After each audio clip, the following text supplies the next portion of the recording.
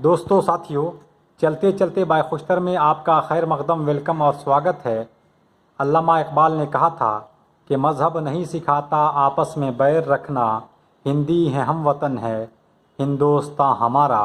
और दाग दहलवी का मशहूर ज़माना शेर है कि उर्दू है जिसका नाम हम ही जानते हैं दाग, सारे जहां में धूम हमारी ज़बां की है। दोस्तों साथियों, ख़ास तौर से यूट्यूब देखने वाले सुनने वाले सामीन और नाजरीन, आज हम सौमिया श्री से मुलाकात करते हैं। ये बहैसियत मुअल्लिमा, टीचर और उस्ताद के कड़पा में खिदमत अंजाम दे रही हैं। इनका बैकग्राउंड ज़रिए तालीम उर्दू रहा है, जबकि ये बेसिक कड़पा से हैं जहाँ मशहूर लैंग्वेज, मशहूर ज़बान तेलुगु बोली जाती है। इब्तदाई से इन्होंने पढ़ाई जो की है वो उर्दू मीडियम से, तो वो 10th हो, 12th हो या फिर डिग्री हो, और DED या DLED मौलाना आज़ाद से करने के बाद फ़िलहाल BEd कर रहे हैं।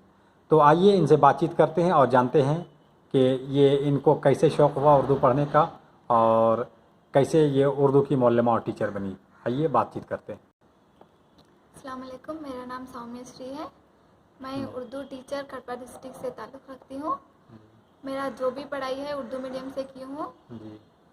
जो हम हैं हिंदू से, लेकिन हम उर्दू में तालीम हासिल किए हैं जी। हम हिंदुस्तानी हैं, यहाँ पे जो भी लैंग्वेज हमें पसंद आता है उसमें हम तालीम हासिल कर सकते हैं जी।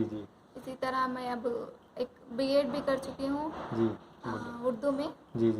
अच्छा, ये बताइए कि आज आपको मतलब चूँकि ये इलाका जो है तेलुगु लैंग्वेज का, उर्दू पढ़ने का कैसे शौक़ हुआ जी? ये हमारे अब्बू का। अच्छा, अब्बू का, फादर से। फादर भी उर्दू जानते पढ़ते लिखते हैं? अच्छा, उन्होंने कहा कि उर्दू पढ़ाया जाए। अच्छा, वाह, ये तो बहुत अच्छी बात है कि जो लड़की है, जो बेटी है, वो बाप के नक्शे कदम और बाप की बात को मानते हुए। तो ये टीचर कैसे बन गए जबकि उर्दू में इतने लोग पढ़ने वाले हैं? आपने बड़ी मेहनत की होगी एक नई लैंग्वेज सीखने में जी।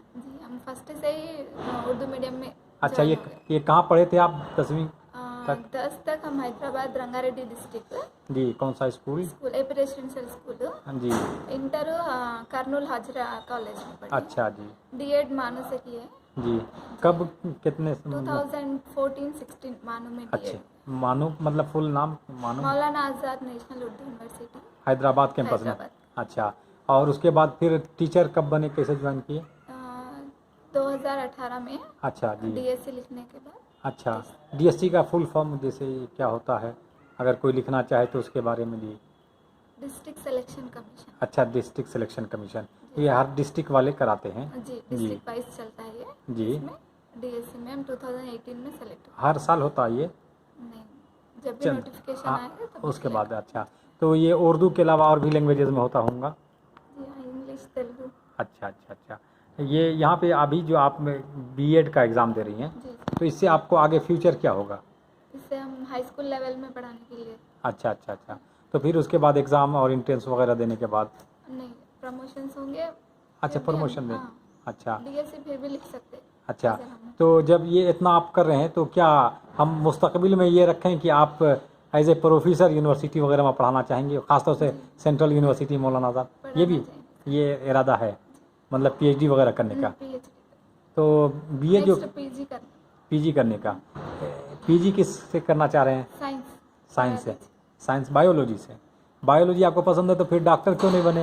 अब्बू का ख्वाहिश था हम टीचर बने। अच्छा, फादर की ख्वाहिश थी टीचर।